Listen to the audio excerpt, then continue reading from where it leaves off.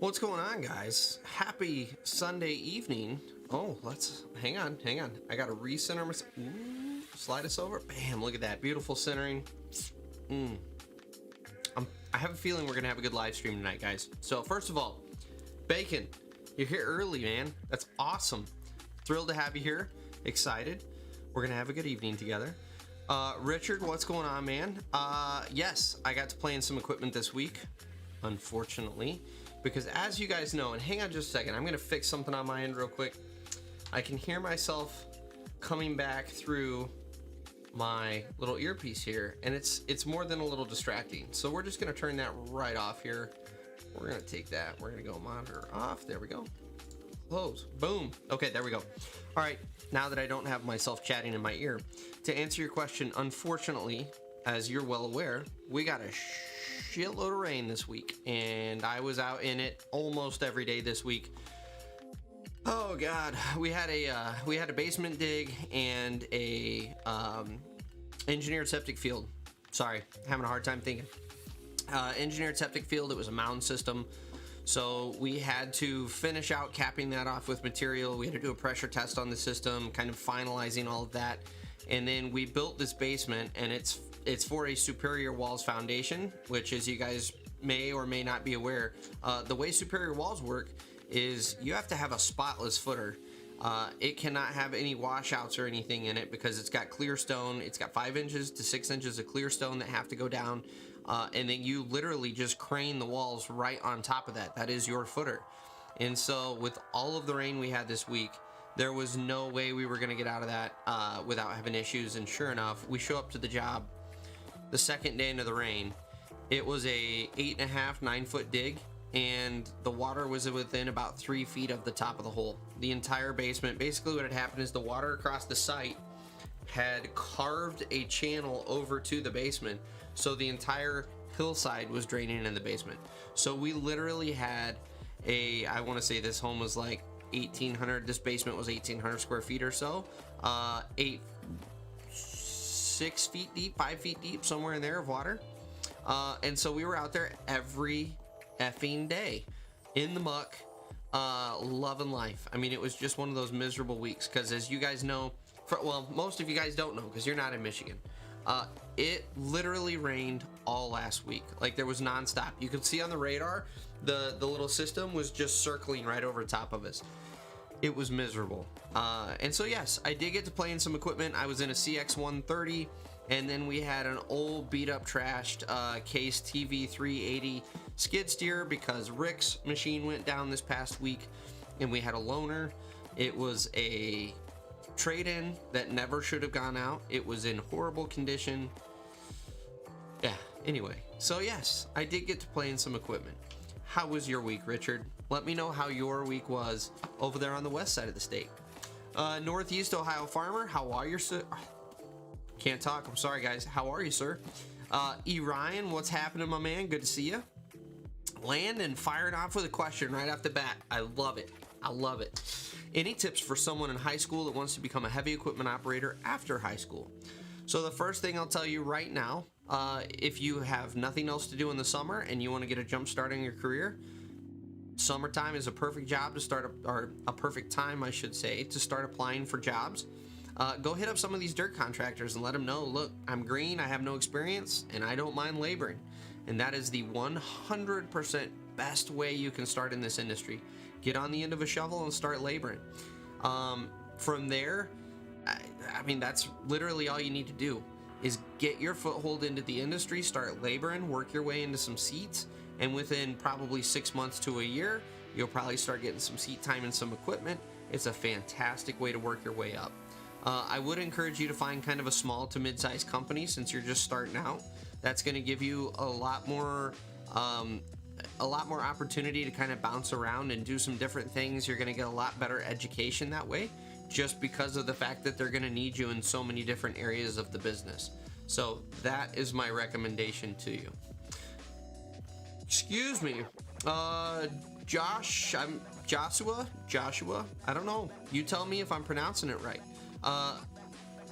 Good evening. And thank you for coming to the live stream, and thank you for complimenting all of my work. I appreciate it, my man. It's good to have you here. I know this is probably your first night. I don't recognize your name, so I do appreciate you coming out to the live stream, no matter how long you stay. Brandon, what's happening, my man? Good to have you. It rained 3 inches in Ohio last Tuesday to Thursday. I think they were calling for anywhere from 3 to 6 up here in Michigan. We got hammered last week. It was brutal. To say the least, it was brutal. There literally was it was nonstop. It would either rain hard, or it would rain slow, or it would mist, but it would never stop. It was not a good time. Yes, and this is gonna be a wet fall. I can tell you right now, it's just gonna be a wet fall all the way around. What I'm really hoping is that it doesn't translate to a crap load of snow this winter, because at the end of the day, I'm still a Texan at heart, guys. I can't do the snow. I can't. I'm not a fan. So we'll see. Bobby, 81 hours sitting on a 336 cat in South Dakota. Well, first of all, what are you doing out in South Dakota? I'm curious about what kind of work you're doing, but 81 hours, man, that's a freaking week. You ought to have a good paycheck out of this one. And if you don't, maybe think about getting another job, brother.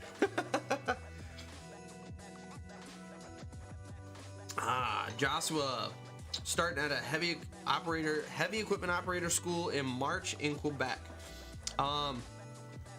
Awesome. That's awesome. Check out the school. The only thing I'll say there is do your due diligence on the school. Make sure it's worth your money. It's worth the investment. I'm not saying it's 100% not, but when it comes to those sort of schools, I tend to shy away from them just a little bit. So just kind of do your due diligence there. But that is awesome. We're happy to have you in the trades, man. Looking forward to having another brother in the program. Flex paid. Going to school to be an HEO a scam. It's not so much that it's a scam. I want to be careful here. It's not that it's a scam. Really, the big problem with most of these heavy equipment operator schools is you'll hear this from everyone in the industry. There is no experience like seat time. Nothing else will compare.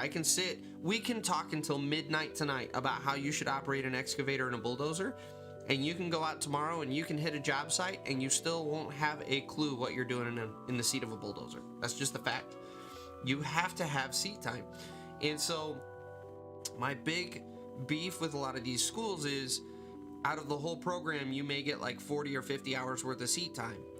Well, 40 hours worth of seat time is nothing. Like, that's not any seat time whatsoever. That's barely enough to really get a good idea of how to operate the machines, let alone they're not having you put pipe in the ground. They're not having you take a bombed out area and make it flat. They're not having you actually start to shape ditches and slopes and do all of these things that actually develop your skill set.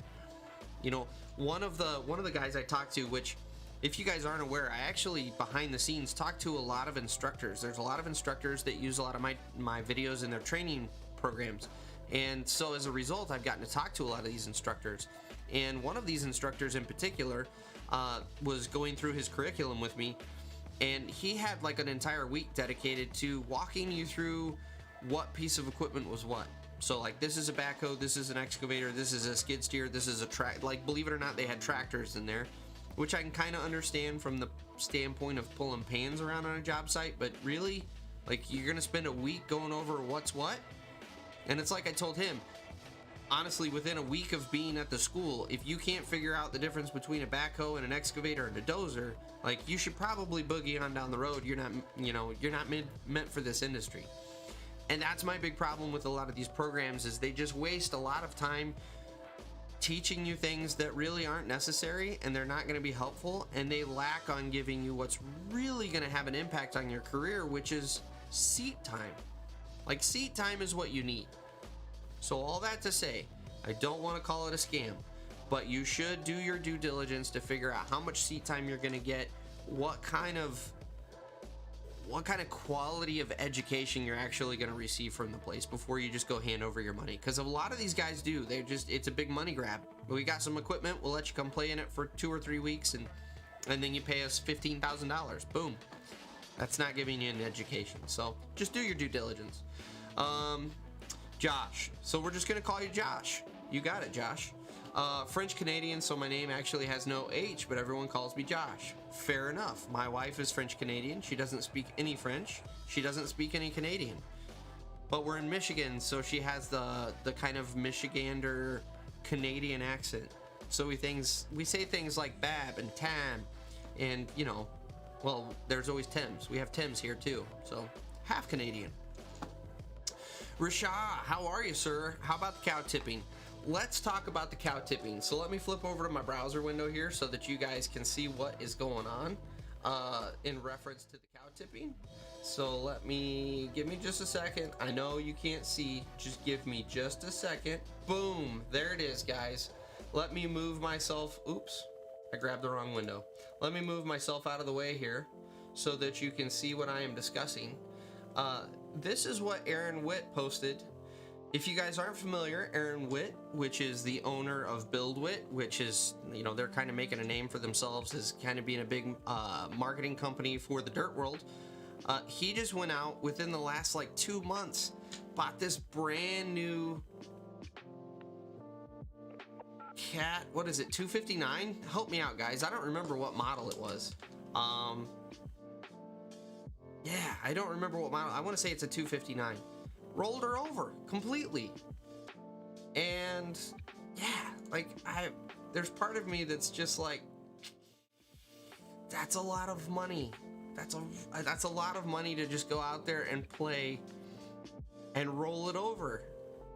And there doesn't seem to be like that much concern in his voice. I don't know. I try not to judge. I try not to judge, guys. But yes, that is the news of the day. If you haven't heard, if you don't follow those guys over there, you will hear multiple references this evening to the cow tipping incident, and that is it. He went and spent, I don't know, what's a 259 run? 60,000? Then he went and probably spent another 5,000 to 7,000 on a custom paint job on the sucker, and then rolled her over within like a month and a half, 2 months. I mean, it's just like, but hey, when you got that kind of FU money that you can roll a skid and just kind of blow it off, I'm jealous. Let's just put it that way. I'm jealous. Maybe one day I'll be able to do that. So stay tuned. Bobby Wheeler, 18-inch sanitary pipe. Wow. So that's a lot of hours running. I'm assuming you're on a new sub, maybe a new residential sub development, or possible road work. You tell me, Bobby. Aaron ran a 300G excavator the first time the other day and found it quite hard. Any tips for someone trying to become a better excavator operator? Thanks for your input. So if you haven't watched it, and this is again where I'm going to rely on you, the audience, to do the work for me since I'm trying to maintain a show right now. I have a excavator tips and tricks video that if someone wouldn't mind linking to that here in the comments, I would greatly appreciate it. But there are a lot of tips and tricks in that. Honestly, the best thing I can tell you is, you know, go slow, take your time, get comfortable with the machine. The movements and the motions will get more and more fluid and more natural as time goes on. The biggest thing is just be safe. If you are uncomfortable with the controls, you don't need to have that bucket within 3 feet of someone, you know, doing real tight work around somebody. Take your time, get comfortable in the machine. And from there, you know, just kind of don't feel like you're super rushed to go fast. Everyone in the beginning feels like there's just all of this pressure that you've got to just be cranking dirt out. As long as your bosses understand that you are new to the machine, if your foreman or your superintendent understands you're new to that machine, that pressure being applied is only being applied by yourself. So slow down, take a couple deep breaths, slow down, and get your hands under you. What do I mean by that? Get comfortable setting your hands in a position to where you can dig level, or you can at least dig accurately. And then slowly over time, as you get more and more comfortable, work on getting a little faster. The pressure isn't there. You don't have to be that fast right up front. Just slowly over time, work on getting faster and faster and faster. And what happens is within 3 or 4 months, you're going to be zipping around on that job site. You're really going to know what's going on.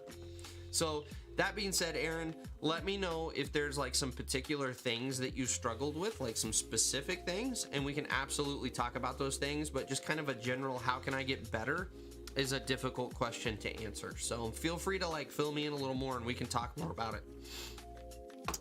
Just wanted to drop by this weekend. We'll send you a video this week on my channel. Catch you later. Sounds good, man. Thanks for hanging out. Atlison, hey, thanks for coming and hanging out. I have not seen you around here before. Maybe you just haven't commented. Thanks for showing up, brother. Matt, what's happening? Sorry you're late watching the Broncos smash the Jets.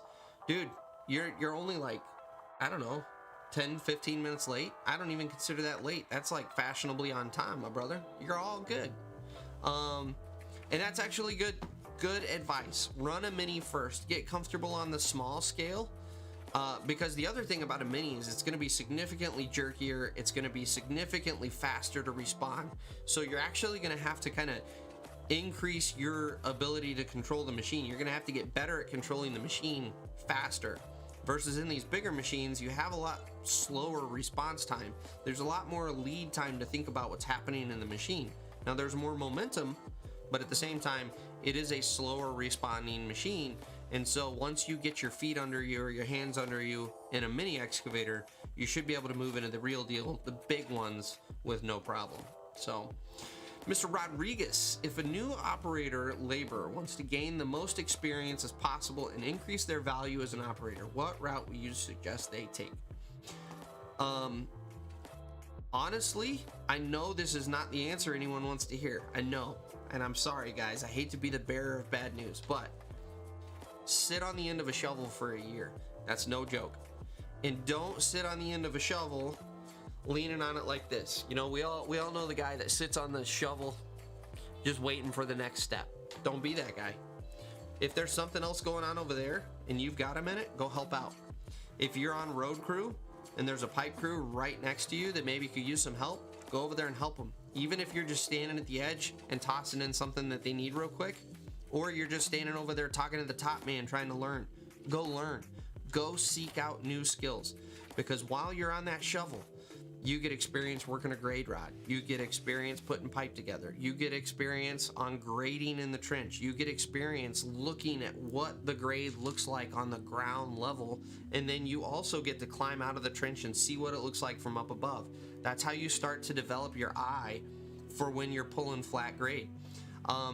You start learning how to roll out fabric and how edge drains put together. You learn how to point manholes. You learn so many things. If you are proactive and seek out new situations, you will learn so much as a laborer. And then when it's time to start moving into the seat, you already have all of that knowledge.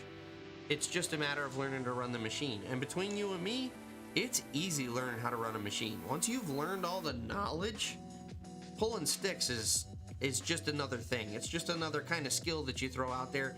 It's like playing a video game where you just kind of get the hang of it over time. The development of the actual skills that you did on the shovel, that's the time-consuming part. And likewise, that's the meat of your education. Like, I can get out of the cab of my machine, and if I didn't have the background that I do, having labored, I don't know what I'm doing on the ground. I can't be helpful. I can't benefit these guys. Likewise, when I'm in the cab of my machine, I can't think 3 steps ahead because I don't know what the 3rd step ahead is. I've never done it before. Versus if you've been on the end of that shovel, you've been the guy down in the trench, you already know, hey, my laborer is going to need this roll of pipe here within about the next 10 minutes. I'm going to run over, I'm going to swing, grab that with the excavator and drop it right next to the hole for him so we can keep going real quick. Those are the sort of things you get by going the laborer route first. I will always, always, always recommend you going the laborer route first. And from there, just put yourself into different situations. Don't get stuck in a rut to where I really like running dozer, I'm really good at dozer, I'm only gonna run dozer. Go find the shittiest piece of equipment you run, the one that you absolutely suck at, and go actively pursue running that machine. Get better at that machine, because that's the one you need help with. You don't need help running the other excavator or the excavator or something else. Go run the machine you're not good at, and just continue to improve that knowledge base. And finally, don't ever stop learning. You will. I've been in this industry, and mind you, I haven't been in the grand scheme of things. I haven't been in the industry that long, but I've been in the industry for about 10 to 12 years now, between laboring, operating, and selling equipment. And still on a daily basis, I learn new things. I learn to think about things a little differently. I may watch one of Shane Lever Monkey's videos, or I may watch one of Matt, which, by the way, Matt here in in the chat, which is, sorry, just had a brain fart, Dignation21. Go follow him.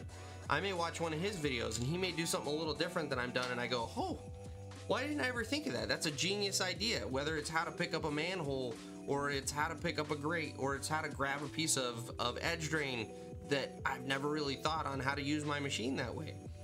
The more you keep an open mind, the more you watch other operators, the more you continue to educate yourself, the better operator you're going to be. So, Mr. Rodriguez, I hope that answers your question, because that was a very long-winded answer. Aaron, I would like to operate a mini, but on my site the smallest is a 300, so I was lucky to even get seat time in that. So Aaron, those big machines are just, they're large, bulky, heavy machines. The biggest piece of advice I'll say is just go slow. Don't get too intimidated. Just go slow and take your time. Speed will come with time. Just make sure that you're being accurate and precise. That's what you need to focus on. Rashad did confirm it was a 259. Ryan, how's it going, man? Good to see you. Appreciate you coming out, man. Milton, dozer operator, 2.5 years, I believe is what that's supposed to say. How long does it take to be a pro? Still struggle sometimes cutting slopes or building one. Milton, I'm going to be 100% honest. I don't think you ever achieve the expert level, because I've been doing it for 10 years and there's still days where I get in the cab and I can't keep grade worth of crap. Like, in all honesty, that's the truth of the matter is, we aren't talking about, we're not talking about doing math. We're not talking about doing trigonometry or something. We're talking about operating a piece of equipment, and to an extent, that is an art form. It's a skill. It's similar to painting or drawing or anything you create. We just use a lot bulkier tools. And so there will be days where you're just not on. Like, flat out, you're just not on. And you need to accept that, and then you just need to slow down. So I still have days, like I said, there are still days where I jump in a D5K. I don't even know how many thousands of hours in a D5K dozer. And there's still days where I get in that dozer and I feel like it's my first week on the job. Like, I literally cannot keep grade in that dozer. And I just have to take a deep breath. You get irritated. I take a deep breath, and then I dial my speed down, and I accept the fact that we're just gonna work a little slower today, because I'm not on. And then tomorrow, when I'm on, I'm an artist, man. And when I'm on, we can create some really, really nice stuff. So kind of shift the best piece of advice I'll give you is kind of shift your mentality. Once you become an expert in a dozer or an excavator or any one of these pieces of equipment, this is not something where you're just locked in and you're going to be on 100% every day. What we do is an art form. It's a skill. It's something where you're just going to have some off days. But that being said, if you do want to kind of continue to hone your skills and get better, one of the best things I can tell you is, what you're doing right now. Comb the internet, ask questions.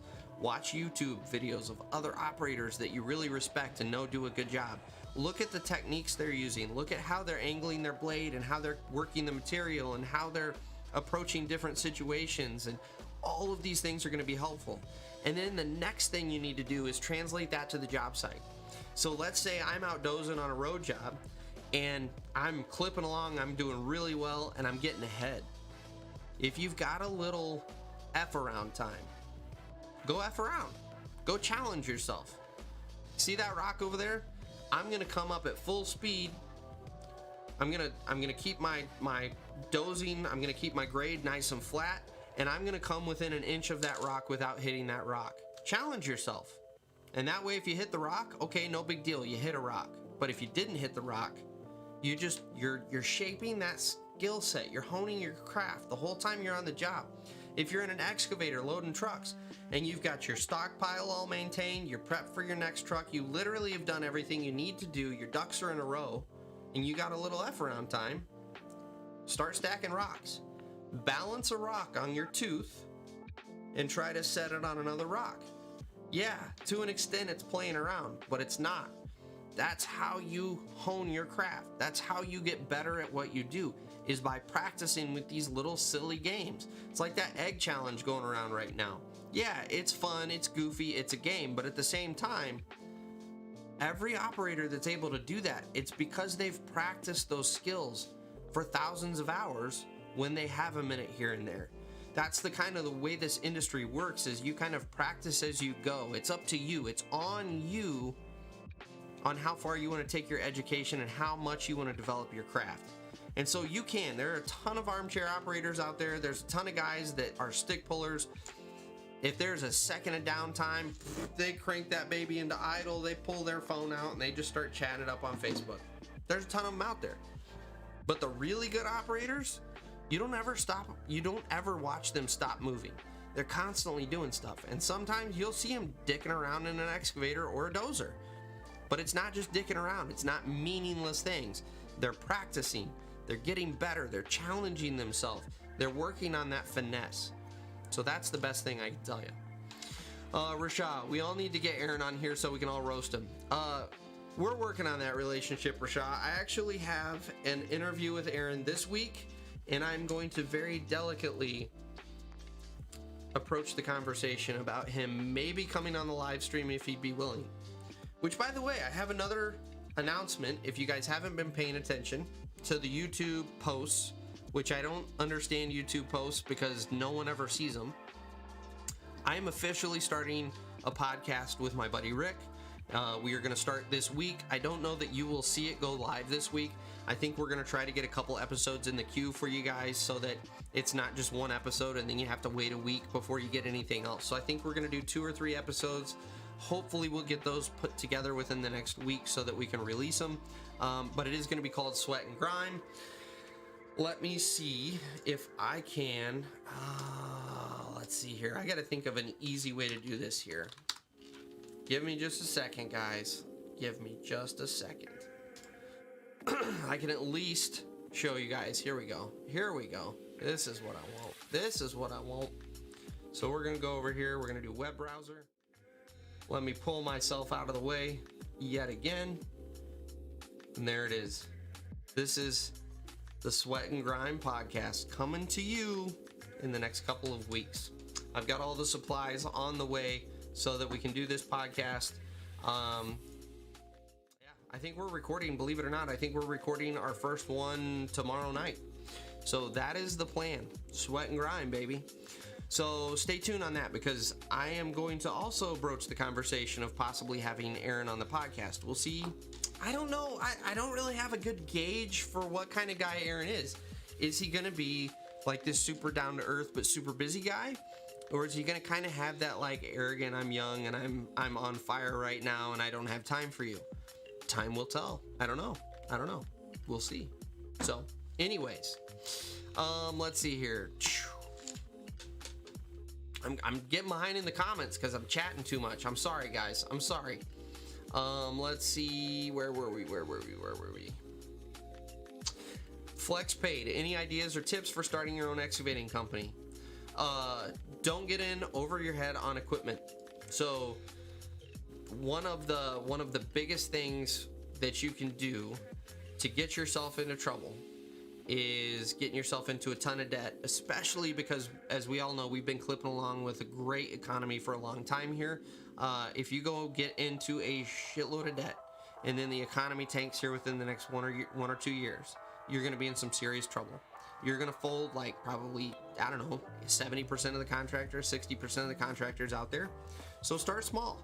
Start out with a skid steer and a pickup and a trailer, or a mini excavator and a pickup and a trailer, and start getting some small jobs like doing culverts or driveways, or start doing some small land clears. Start doing some things that only require one machine that you could easily go pick up a used machine for 30-ish grand. And I will tell you too, don't skip out on your first piece of equipment. Don't buy some ratted out piece of junk that you're going to spend 90% of your time down because it's just an old womped out machine.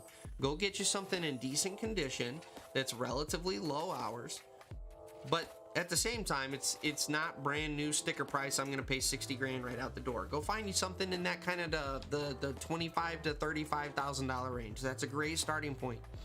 And then just start picking up small jobs. And as you build clout, as you build some steam, instead of just going and buying another machine, go rent. That's what Rick and I do. In all honesty, we've got a skid steer with about $100,000 worth of attachments, and then we rent whatever excavator or other equipment we need for the job, because that gives us the ability to flex up or flex down. You know, we don't need 3 separate excavators. We would be totally over our head in debt. Instead, what we do is, if we got to do a big land clearing job, okay, we'll go rent like a 210 or a 250. But if we're gonna do a little culvert, it makes no sense to haul on a lowboy a 250 or a 210 excavator out to put in a driveway culvert. So we go down the road and we rent ourselves a little E35 Bobcat. Super cheap, gets the job done. I can bitch about it, which makes for good YouTube content, but that's beside the point. But yeah, just kind of start small and slowly work your way up. And over time, as you build clout, you can slowly grow your business until it finally does make sense to maybe go buy an excavator. Or maybe instead of buying an excavator, you decide you want to go buy a dump truck. And that way, when you rent a backhoe or an excavator or a dozer, you've got a machine that you can pull it around with. You've now got the ability to haul material, which is huge because trucking's going to add up. It's just all about going slow and not biting off more than you can chew. Let me scroll back up here. Sorry guys, getting behind.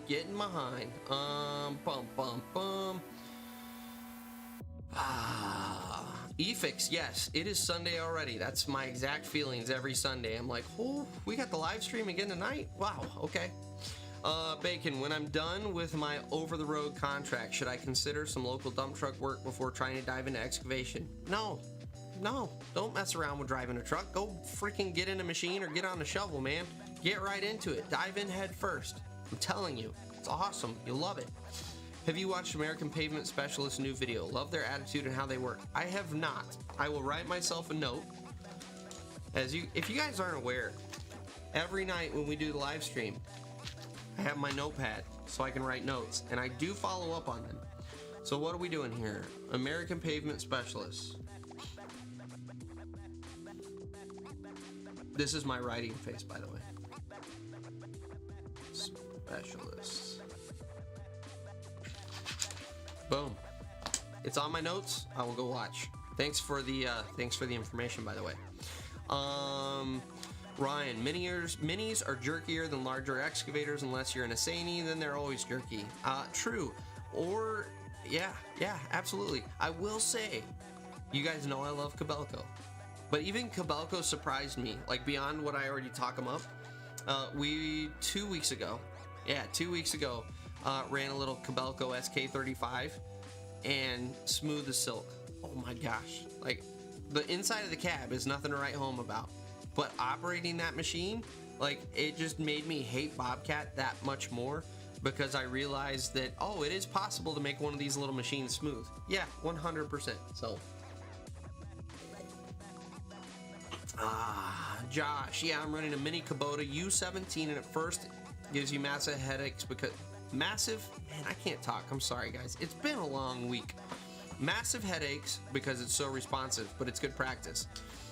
Those Kubotas are actually pretty decent little machines, but yes, any mini is going to jerk the snot out of you, but that's where you work, and I talk about this all the time.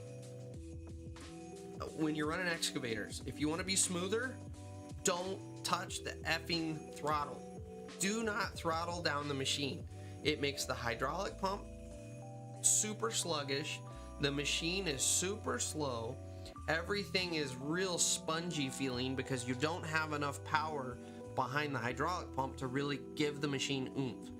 Your smoothness needs to come from right here. Your controls is where your smoothness comes from. And what better way to practice than in a jerky flippin' mini? That's the best way to practice, because if you can be smooth in a mini, you can absolutely be smooth in a big machine. So Mr. Rodriguez, absolutely, man, ask away. And I'll say this again, I always say it, feel free to email me. If you've got any questions, feel free to email me or reach out on Instagram. I'm constantly talking to guys and coaching guys, so absolutely feel free to reach out. Don't hesitate to reach out. Brandon, great question.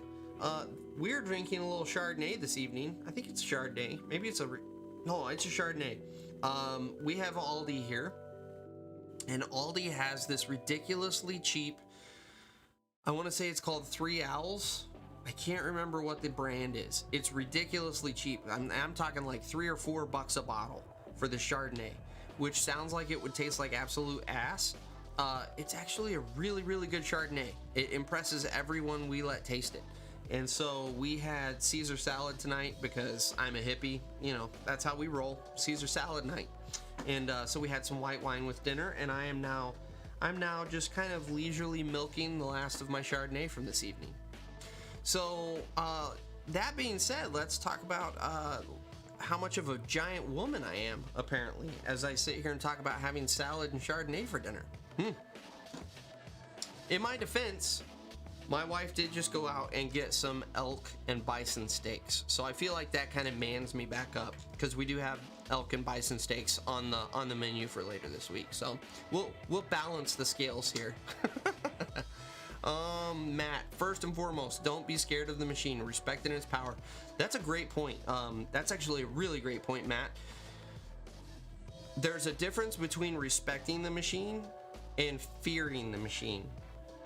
Operating out of fear will cause you to make a lot of mistakes because you're scared, you're hesitant, you jerk, you second guess yourself.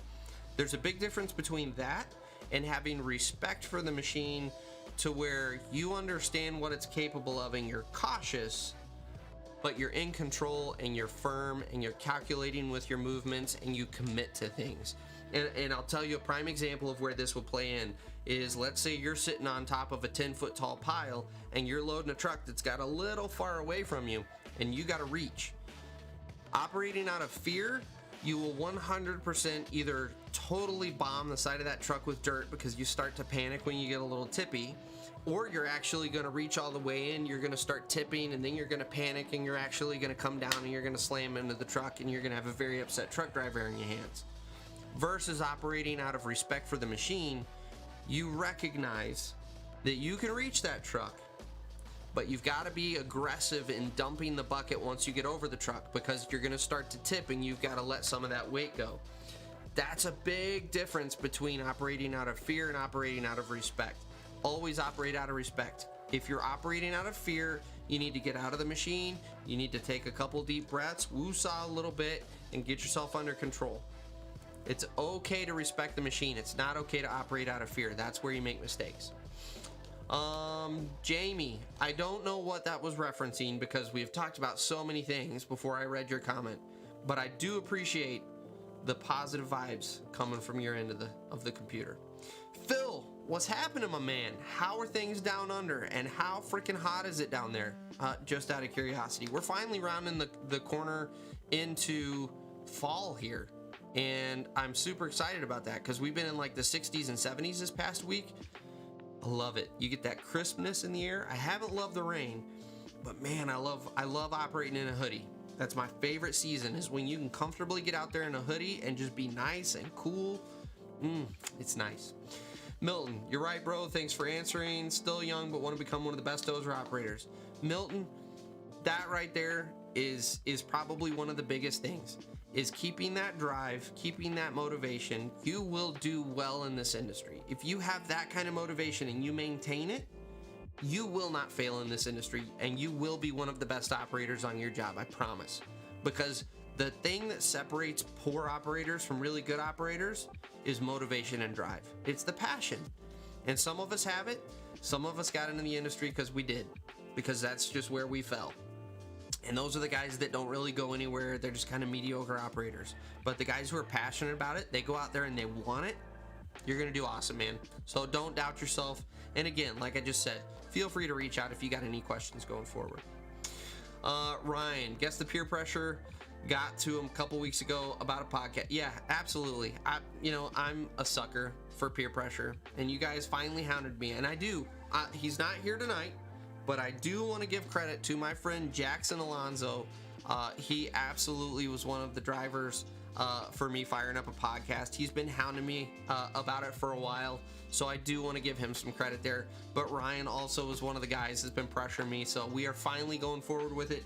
And just so you guys know, the format for the podcast, it's going to be geared towards the trades, but it's not going to be just trade talk. I don't know about you guys, but I'm not a fan of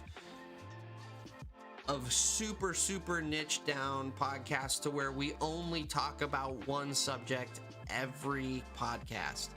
For me, that gets to where it drones. It's just not as fun. And so really the way I envision this podcast is more almost like you're listening to a radio talk show. It's going to be Rick and I shooting the shit together. It's going to be us just talking about random subjects and things in our life and videos and funny things that we bring in, but then also talking about life in the trades, what we got going on job sites. It is 100% my goal. I actually have equipment coming to where I can take phone calls, so we can actually have guests on, and we're going to baby step our way into this, but my goal ultimately is to do this podcast at a regular time during the week to where you guys know what time it is, and I can have an active phone number that you can call and interact with the show while you listen live, like a radio show. That's my goal. No promises as to when we will get there, but that is one of the goals. Is I do want this to be something that you guys can interact with, where if we send out a question, you guys have the ability to call in, or we can, another ultimate goal is to live stream the actual podcast so you guys can interact that way as well. We'll get there. It's not going to be in the beginning. Like I said, we've got to kind of baby step into it, but that's the goal for the podcast. So stay tuned. I will let you guys know as soon as we do have it live to where you can subscribe, and we'll get the ball rolling on that. Ah, man, that's good. That's good Chardonnay. I'm sorry, guys. So Josh, I'm assuming you meant to say really love, and you corrected yourself. I just didn't read down. Really love your philosophy on never stop learning and practicing. We're never too good. 100%, man. That's what separates us from the stick pullers. In my mind, that's what separates us. I still don't consider myself an expert in any of this stuff. And I don't ever want to come across on this channel as being an expert who is bestowing my awesome knowledge to everyone. That's not it at all. My goal with this channel has always been, we need more people in the trades. There's a lot of young guys that are really struggling to get into the trades, and I shouldn't limit it to guys. There's a lot of girls as well that are trying to get into the trades, and there's just a lot of hurdles in their path. And so my goal with this channel is to just share information, and it may not be the best and the greatest, and I don't ever consider myself the best operator in the world. I mean, go look at my excavator tips and tricks videos. I catch so much shit because I was in a new machine and I was banging the bucket every time I'd open the bucket up. I'm not perfect. It is what it is. There it is, guys. I'm not perfect. I'm not king dangling operator. I'm just an operator that has a passion about the industry. And that's what I love about you guys, is clearly you're here because you got a passion for the industry too, which is why we all get along so good. There it is. So, Matt, amen to the Koboko SK35 or Savage Smooth.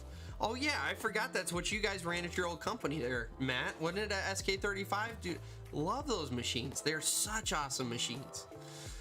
Ryan, who else had a ton of rain this week? Got 5 to 6 inches in 2.5 days. It's a mess. Yeah, 100%. We had a system just rotating over top of Michigan this whole week.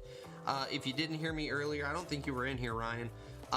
Rick and I dug a 8.5 foot basement, 8.5 foot deep basement. And by day 2 of the rain, that sucker was full to within about 3 feet of the top of the basement. We had to pump her down multiple times.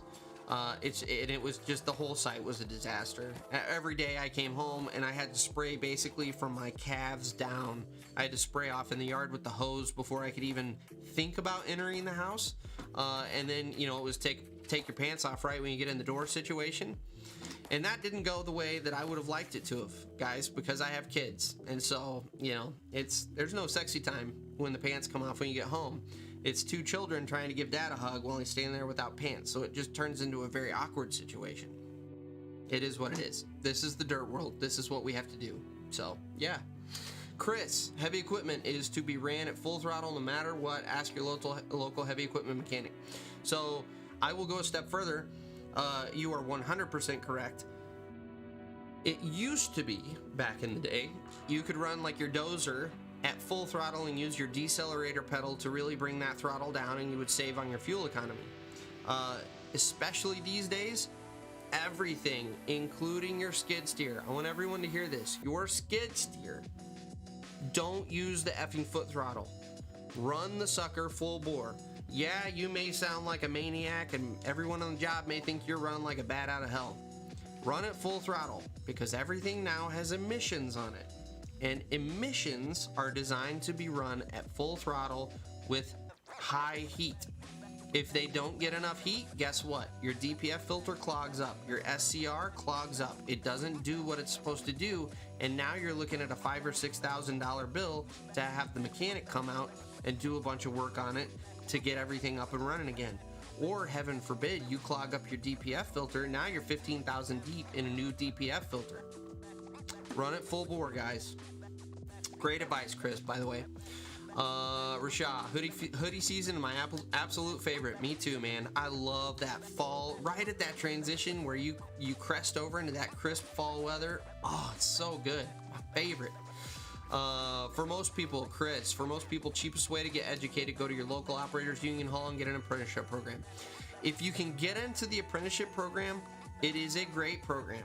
I have one beef. Well, no, I take that back. Two beefs with the apprenticeship program. First is the union is political. I hate it.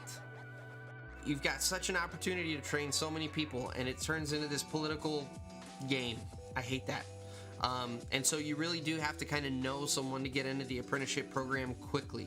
That's beef number one. Beef number two, you don't get any of that valuable shovel time that we talked about. They put you right in the seat of the cab. And as much as I know people love to get into the seat of the cab right away, unfortunately that totally bypasses that year or so of really valuable in the trench knowledge. So those are my only two beefs with the apprenticeship program. But that being said, it is a very, very good program. You do get a very good education, and you get some really, really good knowledge through the union. So Ryan, biggest part of being a good operator, in my opinion, isn't your skill in a machine, but understanding your abilities, admitting them, and working within your limits. Obviously, you need to be able to make the machine work, but the biggest thing is knowing what you can and can't do, and always move on to the next thing. That's Ryan, man, hitting the nail on the head. Yes, there are absolutely machines that you will do better at, and there are absolutely machines that you don't do so well at. But operating within your limits and knowing where those limits are, being able to tell your foreman honestly, yes, I can do that, or no, I can't do that. Great example. I would never go on a job and claim that I could dig sanitary pipe 25 foot deep. Ever. Never would I do that. I consider myself pretty dang good in an excavator. I still would not show up to a job and claim that I could do that. I don't have that skill set because I have not been in that situation. I haven't dealt with those conditions. Now, could I do it? Yeah, I could go do it. But it wouldn't be, yeah, I can totally go do that. I'm going to perform just like that guy that's been doing it for 15 years. Absolutely not. You do need to be honest, not only with your crew and with your foreman, you also need to be honest with yourself about what you can truly do. So, Ryan, fantastic advice there. Chris, I know a couple gals in the hall. One is a crane operator. She's sharp. The other gal is a deep sewer excavator operator running a Cat 375. It's interesting because females have such a rough time in this industry. I think we can all admit that this is still a super sexist industry. There's a lot of sexual harassment that happens. I know I can say confidently, I would not want to be a female in this industry right now. Just because it's hard enough getting into this industry as a male, dealing with all of the dynamics, to be a female and add those complexities on. Like I have a ton of respect for females in the trades just because they put up with so much garbage that we as guys just don't even understand what they're putting up with. That being said, females consistently are shown through studies to be safer and better operators than us as men. And I know that hits a lot of us.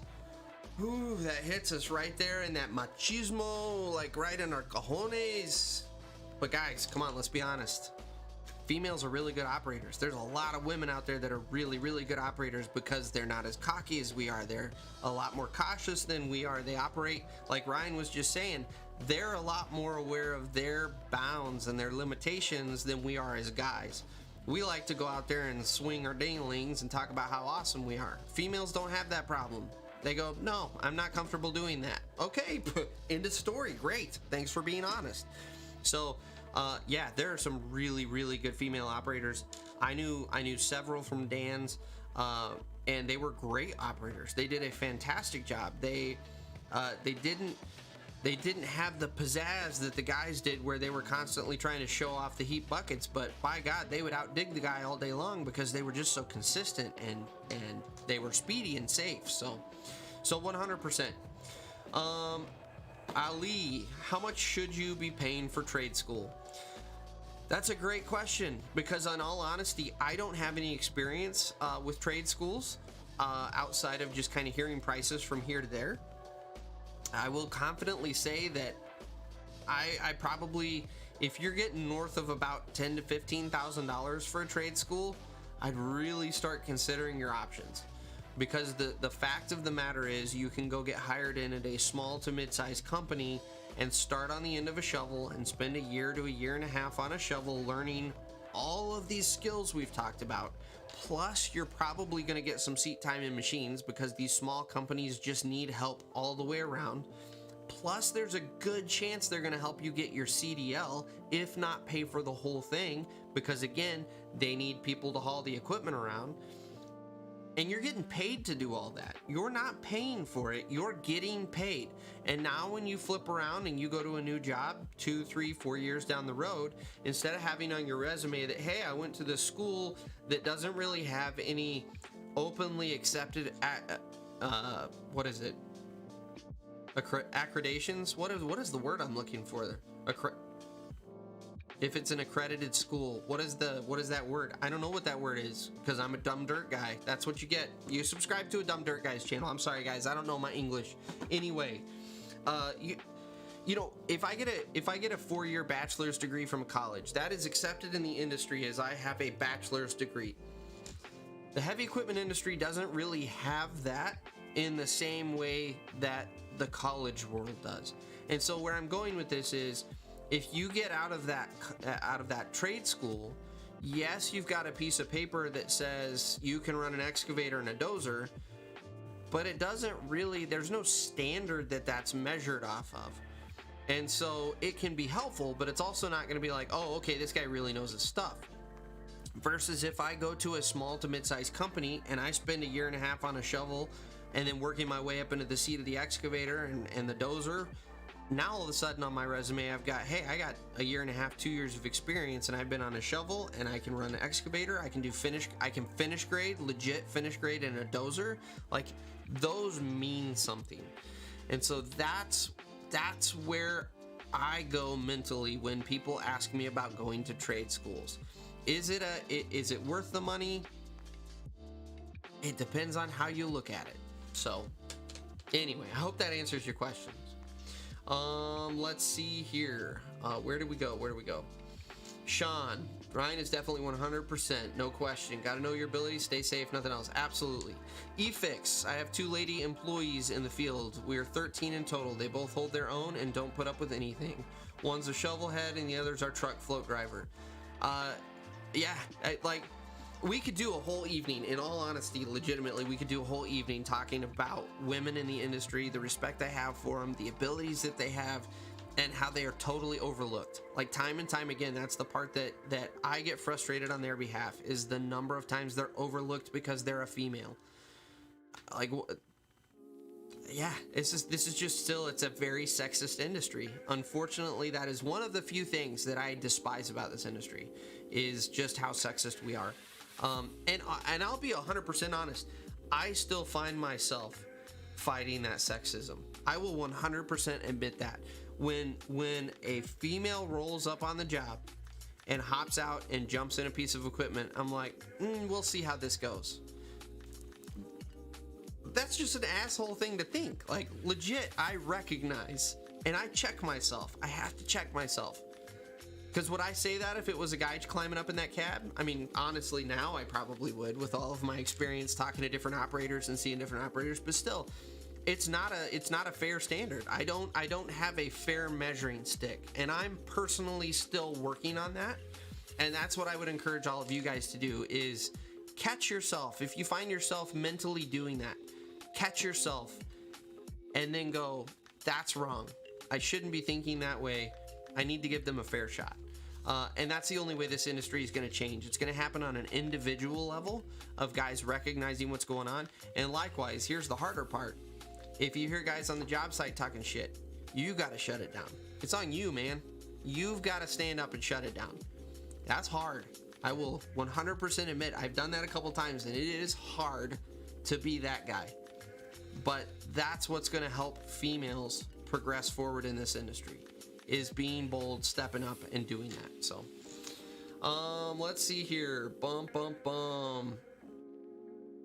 That hold my beer and watch this makes us a little... Exactly, Ryan. That's 100% it. We will never stop being children, unfortunately. As males, we will always be children, and it's always gonna... look at Aaron and the cow tip over. Like, yeah, you know that was a hold my beer moment. That's how that happened. You think a female would have rolled that baby over? No. And she certainly wouldn't have posted it on Instagram. I'm just saying, we're all children, and that's okay. I accept that, and I do enjoy it. It's fun. I'm not gonna apologize for being a guy. I enjoy being a guy, but females are safer and better operators than we are. We just need to totally fess up to it. Do you have an option on working for your family, good or bad?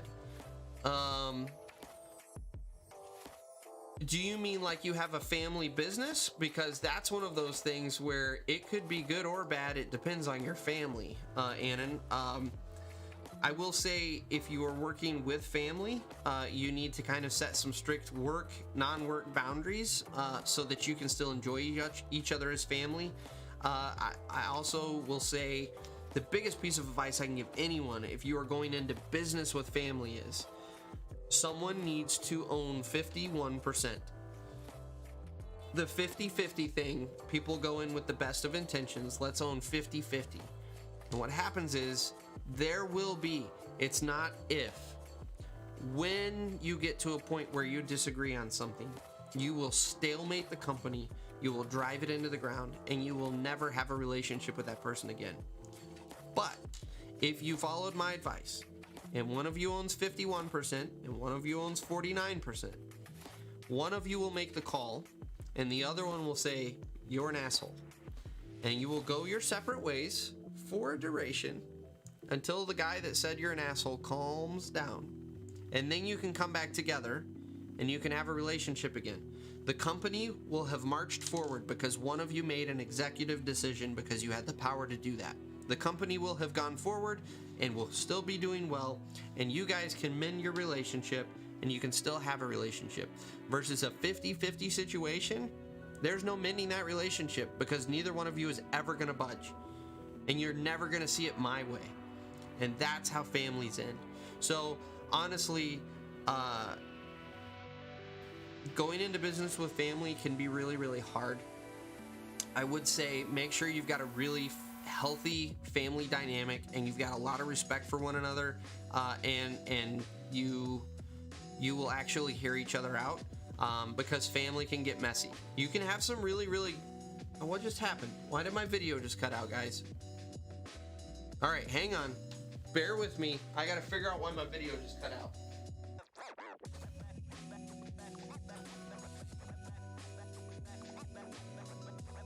Uh-oh, did she get hot? I think my camera may have got hot. I don't know what's going on. I don't know. Ooh, she is getting hot. Ooh, she's getting hot, guys. Ooh, okay. So for whatever reason, whatever reason, my camera's getting warm, so we'll see what happens here. Things could get a little interesting, a little dicey. We'll see. Mr. Rodriguez, trade podcast with guests from all trades across the board, providing insights for guys and those interested in getting in the trades. Topics are endless. You'll definitely be a pioneer. You captured it perfectly, Rodriguez. That is exactly what I want to do. I want to have pipe fitters, HVAC, plumbers, electricians. I want to have all these guys on and kind of have the conversations that we have here about the dirt industry. I want to have them about their trades. And I feel like we could do some pretty good interviews because I'm totally ignorant on so many of these trades. And so I feel like we could really start asking some good questions that would help guys get into those trades. But at the same time, we can have fun and talk about bull crap all the time, and it'll be a good time. So we'll see what happens. Now, the key is getting in front of the audience, and I don't know how to do that with a podcast. So stay tuned. We'll see. Let's see here. Sean, my wife was in the business. She struggled. She was mostly with me, but sometimes she wasn't at the same company and she would struggle. They would just not give her a chance, and she was really good at it. Yeah, that's the biggest thing, is this industry loves to shut women down before they even give them a chance, and that's just not right. It's not. eFix. I worked for my parents for 10 years before going on my own. Now we do business together and help each other out. Sorry guys, I got something really itching the snot out of my nose. I apologize. It is what it is. And help each other when we run into problems. Yeah, eFix, that's the way you got to do it. It's got to be, you've got to be able to kind of separate business from family, because there will be hard decisions that have to be made that are business decisions, and it's not personal, and it's not, well, I'm your mom or I'm your dad.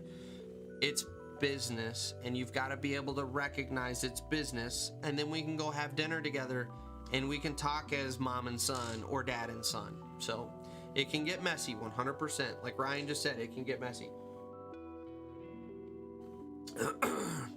Ryan, I've done it. Currently working for cousin. It really depends on your situation. My cousin and I think alike, work similarly, so it works out. Just be careful. Yep, that's it. Just be careful. And if things start to go south, part ways and recognize there's nothing wrong with parting ways. It's, it's okay to recognize. In fact, I would say it's really important and impactful to recognize, hey, we just can't work together. It just doesn't work. That's a really good, wise decision. It's a good call to make. So, Jason, I have a Caterpillar 259D degree. Yeah, that's exactly right. So you can operate an excavator and a skid steer. Okay, which excavator? Are we talking about a Cat 385, or are we talking about a little Bobcat E35? Because those are two vastly different machines used for two vastly different situations. And yeah, you can pull the sticks on it, but can you go dig a sewer 25 foot deep? Can you go bomb trucks and actually, arrange your truck stack to where you're efficiently bulking out material with a 385 mass excavator configuration? Like, what are you capable of doing with that excavator that you can run? That's the problem with these trade school certifications, is just because you can run something doesn't mean you can operate it. So, yeah, Ryan's giving out really, really good advice. How old are you, Ryan? Didn't you say you were like 19 or 23 or I don't even remember how old you are. You're giving some solid advice. Maybe we should flip the camera around to you and you should host live stream. I'll take an evening off. I'm good with that. Chris, 100%. Females are more relaxed and tend to retain things quicker. Yes, I've noticed that as well. They're better listeners. Overall, they're better listeners because they're not busy trying to run their mouths like we are as guys. With guys, we're in this giant pissing match where it's like, you need to hear my opinion because it's the most important. And females are like, you have a good point.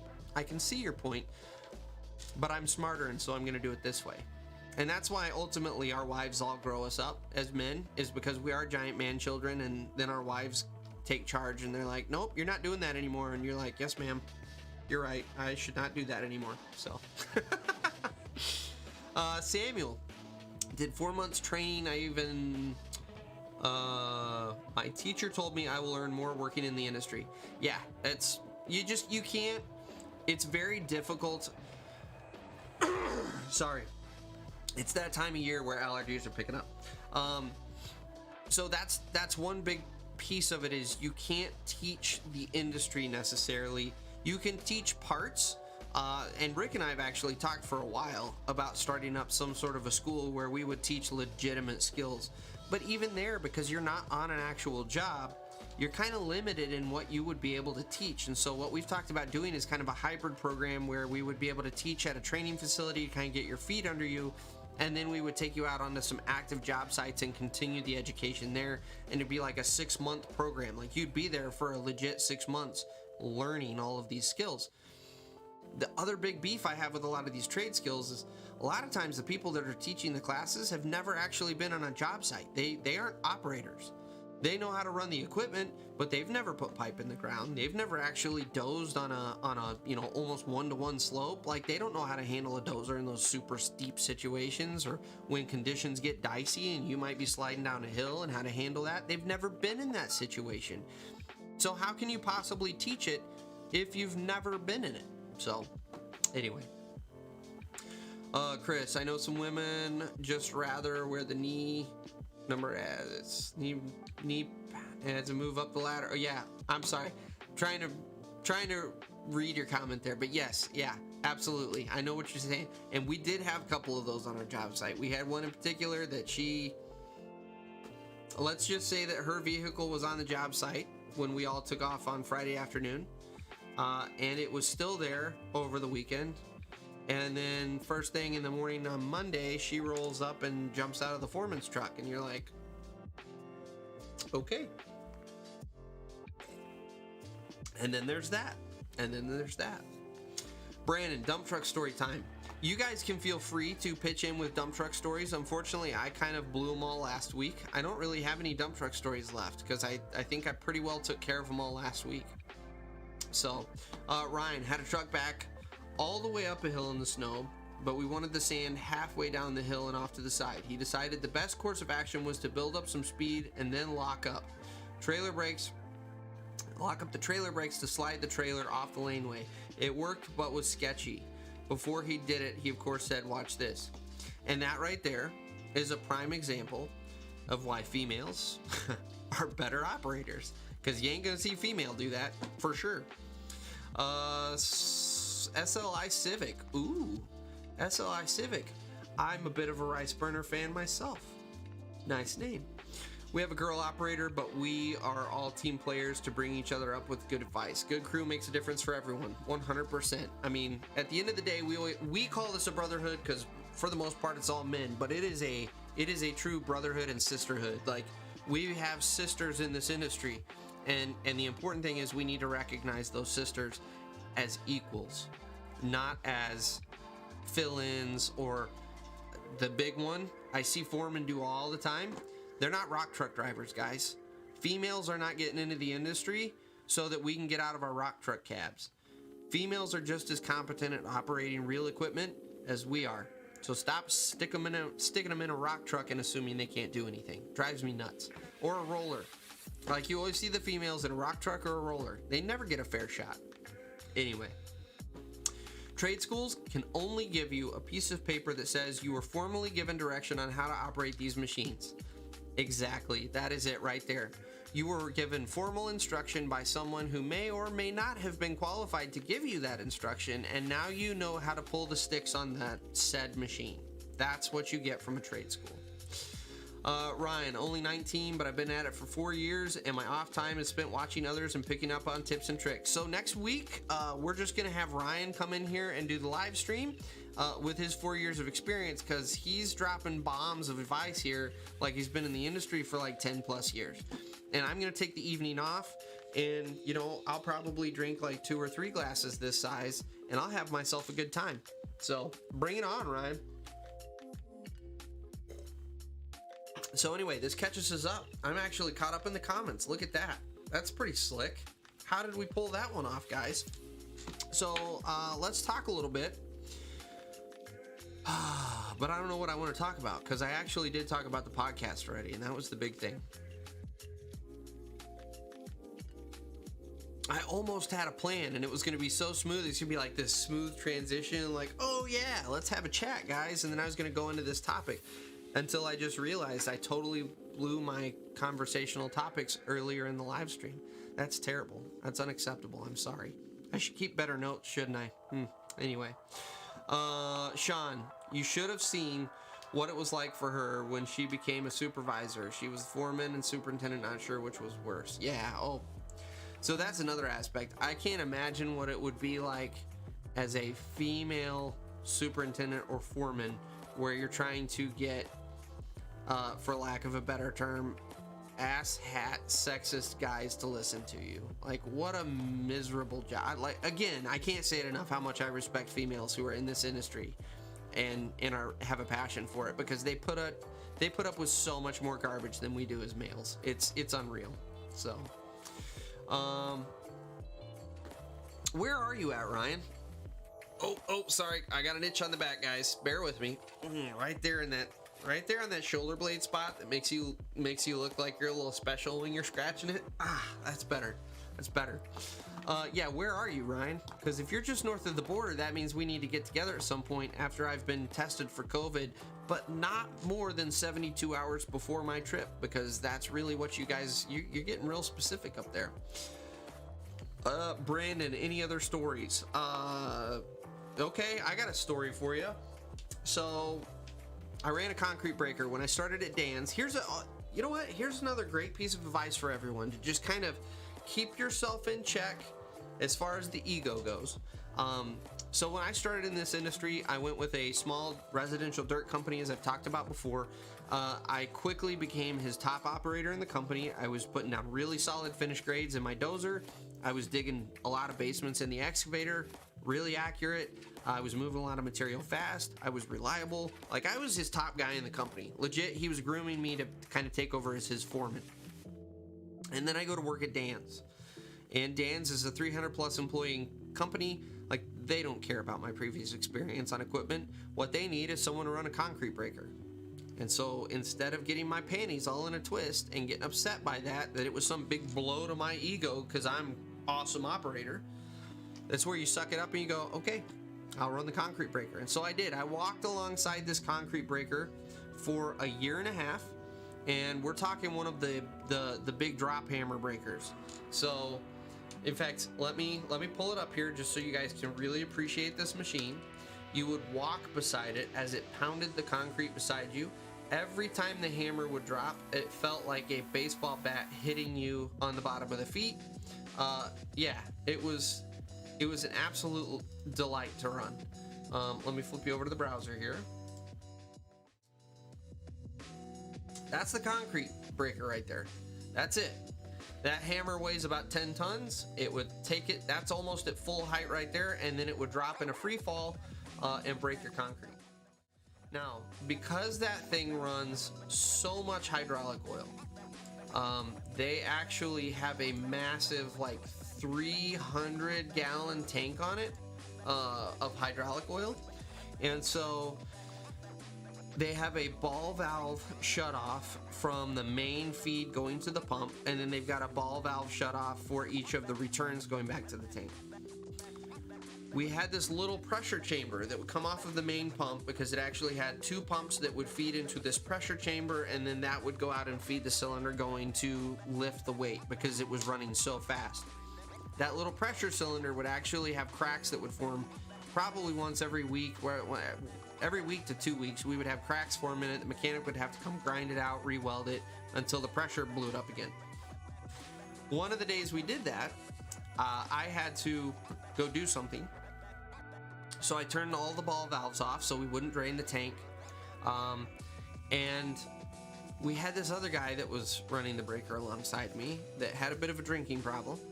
And he was always blitzed.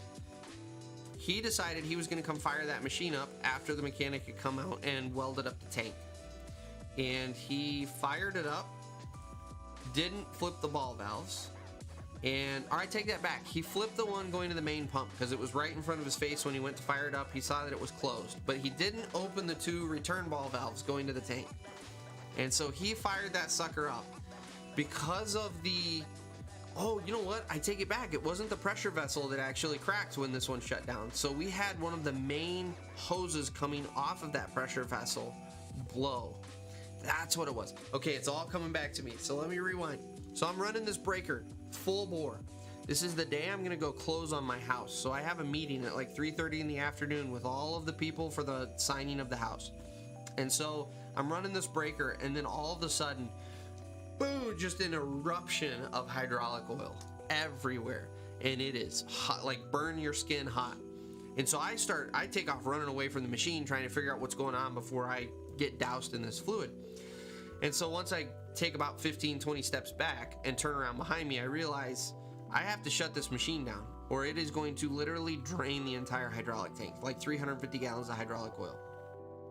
And so it's one of those things where I pulled my shirt up over my head because I knew I had to go dive under this giant torrent of hydraulic oil and hit the master kill switch. And so I did. I pulled my shirt and my vest up to kind of protect my skin as much as possible, and I dove in head first, bam, hit the button. And I am drenched in hydraulic oil. I am totally soaked. And luckily it was because it was spraying up in the air, it was cooling enough that it didn't give me true burns. It burned, but it didn't give me any true burns. So that's the way I left the machine. I shut all the ball valves off like I was talking about. Shut all the ball valves off and left after I called the mechanic and told him what needed to be fixed. So then old Drinky Drink comes over to fire this machine back up the next day, and they had just refilled the tank. It had drained like a third of the tank. They had just refilled the tank. He fires the sucker up after opening the main ball valve to feed the pump. Didn't open the other two.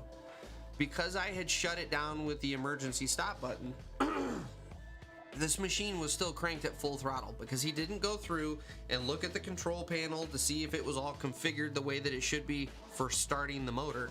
He fires this thing up full bore, and within 5 seconds blows this ball valve apart to the point that it shot like 150 feet away from the machine. And it was one of the returns, so it's at the bottom of the hydraulic tank. He emptied 350 gallons of hydraulic oil all over the tarmac of the airport because he decided to not do anything that was even remotely close to being part of his job. And so yes, that was my concrete breaker story. So I went to my house signing reeking, not even smelling, reeking of hydraulic oil, and I had to sit on towels so I wouldn't soil any of the nice realtor's furniture, because we're in like Keller Williams like main office, and here I come in soaked in hydraulic oil, sitting on towels so I don't leave a grease stain on their chair. So yeah, there's a story for you, Brandon. Let's see here. Bacon, just had a talk in the laundry room with some fellow drivers. There was a new female driver there who luckily had a law enforcement background, but at one point I noticed people talking over each other. Yeah, it's just, it's so many things, small, subtle things in this industry that happen that we as guys honestly don't pick up on just because we're the guys and we don't think anything of it, but it's just very small, subtle things that really drive home the sexism that's really still present.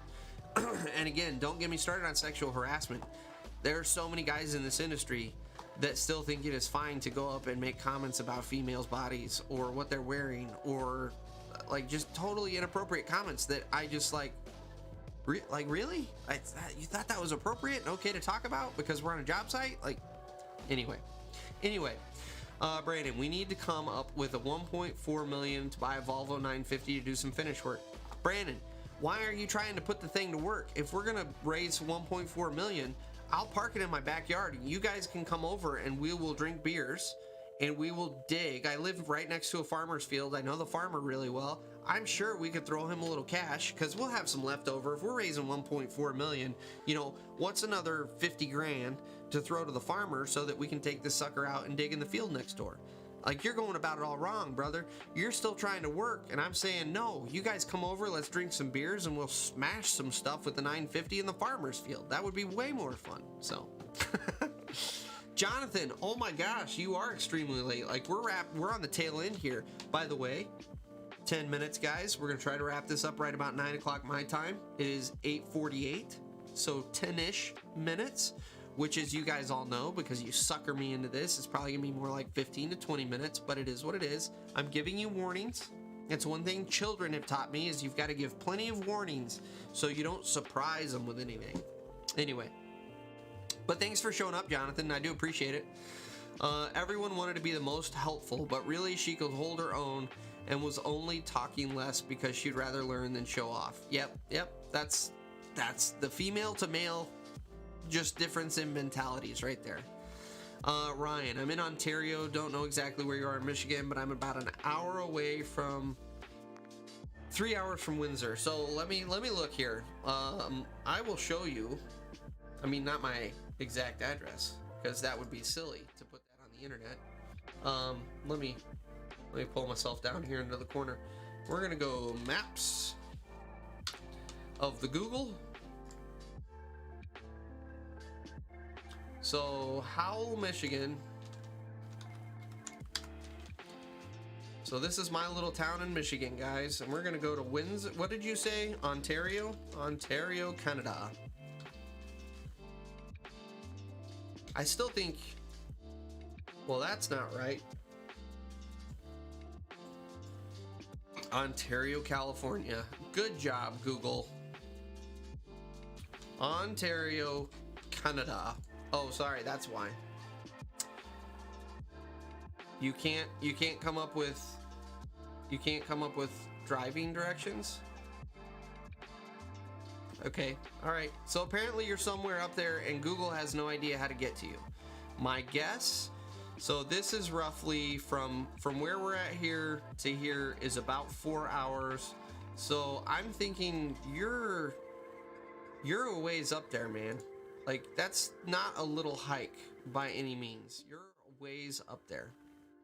But still, I'm not opposed to taking a road trip, but that's a little more than a little north of the border. Anyway, ever heard of Slutskarskis? No, I have not ever heard of Slutskarskis. I can't even pronounce Slutskarskis. Sean, has anyone ever heard of anything about HDPE pipe shortage and availability? I have not heard about that, Sean, but that's kind of intriguing with all of the other things that we've had shortages on recently. Like, why not? Let's just add in plastic pipe for good measure. That'll make it nice. Harley, good evening. I seem to get stuck as just a low bed driver. Can't seem to advance out of the truck. Any suggestions? If you want my total honest suggestion, you will never get out of the seat at the company you're with. So go hire in at a new company. And do not mention you have a CDL. Tell them you're an operator. Don't mention your CDL. If they ask, don't lie about it. But at the same time, you don't have to disclose that you have a CDL. It can be helpful if you're really competing with some other people, but in all honesty, between you and me, in this current climate, people are scrambling for operators. So you're not competing with operators for that job. So I would just keep it on the hush that you got a CDL and get yourself into the seat of some equipment, get you some seat time. That's my biggest piece of advice. I had a CDL for a long time. I learned very quickly, you don't advertise that when you fill out an application or a resume. You kind of let it filter out through time. And even then, I was very selective at who I would let know that information because I did not want to get stuck driving a truck. Chris, we had a concrete breaker. It was named the Thumper. Yes. It would crack concrete 16 to 24 inches thick, loud, and knock you off your feet not paying attention when it was Walsh construction. So the Thumper, I wonder, there was a breaker that we had talked about bringing in. We didn't actually have one. We had talked about bringing it in that actually used a centrifugal weight, like a roller, but on steroids. And it would actually cause vibrations in the concrete and it would shake the concrete apart. I never got to see it in action. I think they called it a sonic breaker. I wonder if that's similar to what you're discussing here. I really wanted to play with one because they sounded awesome, but the one we had was terrible. That sucker was just miserable. Heavy equipment operator 97. What's happening, my man? Thanks for showing up. I appreciate it. It's going well. We're having a nice little evening here. Unfortunately, you're catching us on the tail end here. We've only got about, 10 to 15-ish minutes. See, we're already extending our time. But yes, thank you for showing up. I appreciate it. Some have never seen a sharp-dressed lady. Yes. Maybe some have not seen a sharp-dressed lady. But then again, I can say I've most of the time not seen a sharp-dressed male on a job site either. We all show up in the nastiest, rattiest things you can wear. Ryan, what can we say, Brian? We're a bunch of children who don't want to stop. 100%, and I'm with you in that. But like we talked about, females growing you up. My wife has grown me up, and she says, Brian, you need to spend time with me. And I say, yes, ma'am. You're right, I do. And so that's why we're shutting her down. Phone says under 3 hours to Howell, Michigan. If you were Ontario, Ryan, if you are truly in Ontario, there is no effing way. Ontario, Canada. Oh, you're talking the province though. Okay, there's a huge difference because you said Ontario, and when I pulled up the city of Ontario, it was way up north. But you're talking the province, because I'm a dumb American and I don't realize that it's a province and a city. So we got that going for us. Where are you at in? So let me go back up to your comment here. You're just north. No. You're 3 hours. You're an hour away from Sarnia. That's what I need to be looking at. Where is Sarnia? Sarnia, Ontario, Canada. Oh, you're close. Yeah, that's way closer than I thought. That's less than 3 hours. You're probably hour and a half to 2 hours. Let me think about that. So if I were going up there, that's about 2 hours. So yeah, you're probably an hour and a half. That's not bad at all. We need to get together at some point. Man, why didn't you tell me more clearly? Come on. Howell, been there years ago. Pretty nice up there on like the flatlands of central Indiana. Yeah, central Indiana, northern Ohio, terrible. Absolutely terrible. Then you start getting into southern Michigan and it's still ugly. And then you get about halfway up Michigan and it's like, wow, this is truly spectacular and beautiful. Yeah, Ryan, yeah, I've got you dialed in now, buddy. We need to schedule a trip at some point here so I can come out and run. Connor, got my CDL at 19 and they have never put me in a truck. You are one of the lucky ones, Connor, because right now they will suck you up in a heartbeat. They will throw you in that truck and they will literally bolt you to the seat so you can't move. That's how desperate they are for truck drivers right now. Jonathan, was watching a movie when I looked at the phone. It was 8:40 already. Sad. I really had a question, but I'll save it for the next stream. Jonathan, I mean, you still got 10-ish minutes. So if you want to ask your question, I will gladly answer your question, my man. If you want to save it, I understand. But we can catch you here at the end. We can still fit you in. They bought it off Fox Construction in Fort Wayne, Indiana. So you called it the Thumper. Let's see if... Boy, it'd help if I could spell. Yeah, so I don't know, unless you told me what the actual like model was and what it did. Although I just found one called Thumper that's actually one of those drop hammers like I was running, so I don't know what to say, guys. I don't know. Let's see here. Brian, you probably won't see this with how active the chat is. Well, guess what, Ben? I see you, brother, and we're gonna talk right now. But I just tuned in and wanted to say thank you. Been following your channel for the last 7 months or so. You've helped me immensely in this industry. I went from an entry-level laborer to an entry-level operator under your guidance. Ben, I don't want to take all credit for that. In all honesty, like that's you, man. Like you're the one doing the homework. You're the one seeking out operators online to watch. You're the one that's honing your skills and really tweaking your craft there. Like congratulations to you, Ben. And I do appreciate you supporting the channel. I do appreciate you, watching the videos and taking the advice. And same goes to you as everyone else. Don't hesitate if you have any questions. If you need help with something, you've got my email that's scrolling down here at the bottom. Feel free to reach out in an email. You can also shoot me an Instagram message. However you want to get a hold of me, feel free to get a hold of me to ask questions. That's why I started this channel, was to help guys out. But congratulations on the success you're finding in the industry. Glad to have you in the trades, man. Glad to have you. TK, you're an hour west of me, so you're probably just this side of Grand Rapids, roughly. Where are you at, TK? Now I'm kind of curious here. I didn't realize there were so many local guys. We're gonna have to start coming out and doing some more trips. Ryan, I wouldn't have much to show you here, but if you're ever driving through, we should definitely get together sometime. Stay tuned on that one, Ryan, because I might be at some point going to visit Braun. They build the drainage tile plows that farmers use for drain tile, and I'm doing some video production work for them.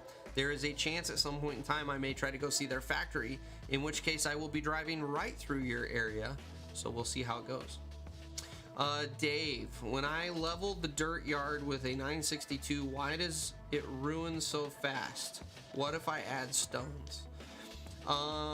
So you'll have to expound on that, Dave. So if we're talking about grading topsoil, anytime you grade topsoil or anything, you're going to want to get vegetation on it as soon as possible to hold it in place. If we're talking stone, if we're talking about like driveway stone, you're leveling a driveway, one of the things I will say is there's a reason dozers push material, and that is the correct way to grade a lot. The only time you should backblade in a dozer is to take your track marks out. It should not be to clean up the grade, because what happens when you back drag, so let's think about what's happening on the front of the dozer. So your dozer blade is kind of, and it's going to be hard to do this at the angle of the camera. All right, so imagine this is your dozer blade, right? Your dozer blade has a curvature to it. And so as it's curved and you're pushing forward, material is being shaved off and rolling up the blade, right? And then your blade carries that material forward. And so what you're doing is you're shaving material and you're leaving this hard surface underneath the dozer blade. So this material hasn't been disturbed right here because you've shaved over top. But now let's reverse our dozer and we're gonna back drag. So we've got all of this material built up on the back side of our blade here, and as we back drag, your blade is kind of laying that material down. So instead of having this nice compacted firm material underneath, when you back blade, you're actually leaving fluffed material. And it looks really nice when you're done. Don't get me wrong, when you back drag a lot, it looks really nice. But the second you get a rain through, or the second you have a truck drive across that lot, you have all of that fluffed material, it gets compacted. But because you didn't leave a nice even fluffed layer, because most likely most guys when they're back dragging, it's to hide all of the hoopties that they left when they were pushing forward, which means you haven't evenly distributed that fluffed material. And so when you have something go over top and compact it, it doesn't compact evenly. So that's why you can back drag all day long to cover your mistakes, and it will look good until the rain or until something compacts it. And then all of those mistakes come to light because the fluff doesn't lie once it gets compacted. That's where if you do a good job of doing your nice flat forward passes, and then you just back drag one time to get your track marks out to kind of make it look nice, you'll get a much more even compaction, and you won't get all of the potholes and the hoopties and everything. Likewise, and let me look down here, you are talking about an industrial yard. So yeah, back to this example. The other thing is, excuse me, the other thing is if you've got potholes in that yard and you're not cutting to the level of the bottom of those potholes, you're gonna see the same thing. And again, it's because if we run our dozer blade over top and we kind of leave that pothole filled with some fluff material, you've got all of this material around that's relatively firm and compacted, but now you got this pocket of fluff material sitting in that pothole. And so the second a truck drives over top of that, it's gonna be nice flat, flat, flat, and then you reach your fluff, it compacts down, and you go back up over top of it. So the biggest piece of advice I can give you is work on your technique of dozing forward, making nice, level, clean passes forward in the dozer, and then if you have to back drag, only do one back drag just to cover your tracks. If you're using a back drag to cover hoopties, you just need to work on your technique and get a little better with your technique. So let me read back down here. I'm skipping a couple guys, but I see Dave's kind of responding to me, so I want to make sure. Yeah, so yep, that's exactly it, Dave. A lot of guys, and don't feel bad about that, a lot of guys in the industry, like you would be shocked at how many seasoned operators in the industry still think that back dragging makes for nice finish work. The only thing back dragging does is either cover mistakes temporarily, Or if you've got good forward pushing technique, it can just dress it up and make it to where you don't need to bring in necessarily like a Harley rake or something. If you do a good job with your forward passes, you can back drag a lot and you can be ready for seed and straw, because you've got the grade to where it needs to be, and now you've just kind of raked your track marks out of it and it's ready for finish grade. So let's see here. Jonathan, I don't know if someone has said it or asked before, but have you seen those companies that want to hire operators but say need over 10 years of experience? That takes motivation off young bloods. So that's it's funny you bring that up. I've heard that from multiple people, but I have yet to see that. And I do think that if you're one of those companies that's putting out an ad like that, like, how dumb do you have to be? Like, that's so... This industry is dying for people right now. Why on earth would you put an ad out like that? Because you're never going to find anyone. The people who have that much experience in the industry and are worth anything aren't looking for jobs right now. They have one and they're happy with it. The only people that have that much experience and are currently looking for jobs and are out of work, it's generally because they were a shitty operator. I'm sorry, I said it. There are exceptions. I don't want anyone to get upset and offended. There are exceptions, because job rotations do happen. But for the most part, in this economy, in this job market, someone with that much experience that is out of work for a reason. So yeah, Jonathan, I don't get it at all, people that put those kind of ads up. Let's see here. Connor, you're right up. Man, look at all these local guys. You're in Lenawee County. Nice. Yeah, okay. Angela, I don't hate Indiana. I'm just not a huge fan of Indiana. Does that make it sound better? Angela's got a family member in Franklin, Indiana. You're Calvin, not Angela. Angela or Calvin. Sweet Jesus, you're confusing the hell out of me with your comments here. I'm not sure what's happening right now. Are you Calvin or Angela? Or are you in transition? I don't understand what's happening right now. Are you on someone else's account? Are you hijacking your wife's account? Is that what's happening here?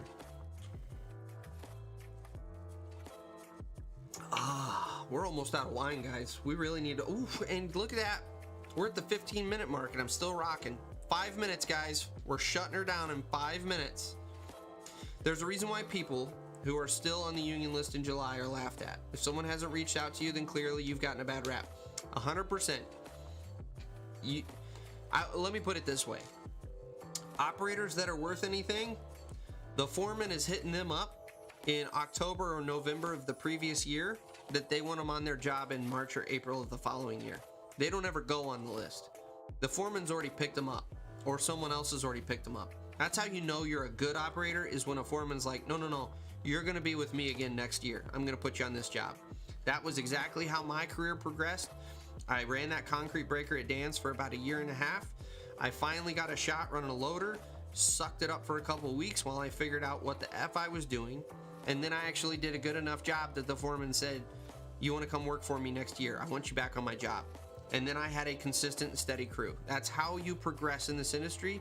That right there is the biggest pat on the back you're ever going to get. You're never going to get, that guy screamed and bitched at me anytime I did the smallest thing that, let's not even say wrong. He would yell at me and scream at me if I did something wrong. But even if it was something that I did a way that he wouldn't have, he would fly off the handle. So for him to come over and say, I want you on my job next year, that was the highest praise you were going to get. Unfortunately, that's the way this industry works for the most part. So, let's see here. West by God. So I'm currently in an 18-week heavy equipment operation class. Will it actually help me when getting a job? I know I'm not wasting my time because I'm learning a lot. Just had to find a job. It's just hard to find a job without experience. No, you are not wasting your time. It will help you get a job. So at the end of the day, this is one thing I will always say about trade schools. You will certainly come out of this with a leg up over having no experience whatsoever. Now, is it as big of a, if you just went and spent $15,000 or $20,000 on a trade school because of you wanted a leg up, I can confidently say you will not get a $15,000 to $20,000 worth of value in your leg up. But you will absolutely have a leg up because, first of all, You took initiative to the point that you paid for education in this industry. You have some machine time, so you at least know your way around the machine. You know how not to be dangerous or get killed, in theory. So, yes, it will absolutely help you get a job. It is not a total waste of money. I don't want you to think it is a total waste of money. Do I think there are better ways of getting into the industry that don't cost you money? Yeah, 100%. Is it a total waste of money? No, it's not a total waste of money. You don't need to feel, I don't want you to have that pit in your stomach like, oh God, I made a huge mistake. You're okay. You didn't make a huge mistake. This can absolutely still be beneficial for you. Like you've already acknowledged, you are learning a lot. There's still a lot to learn in those trade schools. Just recognize, the most important thing is, recognize when you get out of that trade school, you still don't know much. That's the most important thing I can tell you. You still have a ton to learn when you get out of that trade school. And unfortunately, and I'm not saying this is you, but unfortunately there's a lot of guys in this industry that they get out of that trade school and they're like, put me in that D11, I'm gonna go to work and I'm just gonna rip everybody apart with my fantastic operating skills. And it does not work that way. I'm sorry, it just does not work that way. Let's see here. All right, man, guys, we're still rolling with the comments here, and it's been the 5 minutes. All right, here's the deal. Like we always do, I'm going down, I'm gonna respond to Jacob's comment. We're going all the way to Jacob's comment, and then I'm cutting you off, guys. That's it. So anything posted beyond this point, I will not respond, and it's not me being an a-hole. It's because otherwise we'll be here till 11:30 tonight. So anyway, let's see here. Chris, 10 miles from Franklin, Indiana, South Side, Indianapolis. So you're familiar with my old stomping grounds of Southeastern Equipment. That's where I sold equipment, Chris. Ryan, just make sure you don't go into an interview acting like you know what you're doing. If you have no industry experience, make sure they know that and admit. So, Ryan, for sure, is going to take over the live stream next week. I'm going to go on vacation. I don't know. I might go to the Caribbean because Ryan has this handled. He's even drawn a line on the comments down below. So we're just going to have Ryan host, maybe from here on out. I don't know. Maybe we'll just have Ryan take over the live stream and I can continue doing other things because Ryan's got this handled here. Great advice, Ryan. Chris, lots of work in Indiana, lots of commercial development, residential development. Yeah, this whole area of the country is just booming right now. So, West by God, if you're getting the education for free, dude, take it. Like, that ain't gonna hurt you at all. That's great. That's fantastic. That's awesome. Connor, being a laborer first, learning the process is the way to go. Know the job site and the process, then go to be an operator. I feel like I'm raising you guys right. You guys are doing so good. Connor, awesome answer. Awesome answer, guys. I'm so proud. I'm so proud. Jacob, just put my app in the operators union in my district. Currently an electrician looking for a change. Welcome to another trade. We'll welcome you into this brotherhood. Like, that's awesome. That's awesome. Although you electricians, I will warn you, Jacob, I'm gonna rag on you as an electrician for a second here. This isn't the cushy electrician job like you had over there in the electricians union. Like, you're gonna have to get dirty over here, and you're gonna have to work outside in the elements. I know when we worked alongside the electricians, we had to provide them with a heated space for them to have their coffee breaks, and it was a little ridiculous how princessy they were. So I'm sorry, but Jacob, you're gonna have to get over your princessness, and you're gonna have to join us here in the muck. But that being said, we're very happy to welcome you into our mud hole with us. So happy to have you, man. It's Calvin on the family laptop. All right, Angela is Calvin on the family laptop. Calvin on the family laptop. Thank you for joining us. I'm just ragging on you, man. Thanks for hanging out. I appreciate it. And there's our line. Thank you, everyone. I see everyone saying thank yous, which is perfect. Thank you guys for showing up.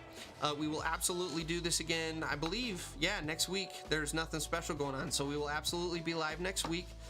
Stay tuned on the podcast. I will have updates sporadically on that. In fact, just check back on the live stream next week because we will discuss how we're going to do that. I think Rick and I are going to talk about how we're going to release the podcast. So, yeah, that's where we're at. Unfortunately, Dan, I saw you ask that question, but we're past time. Save it for next week. I promise I will answer that one if you re-ask it. Because I'm going to forget. If I write myself a note, I'm going to forget by next week. So you guys have a great night. Have a great week. And we will catch you next week on the live stream. See you guys.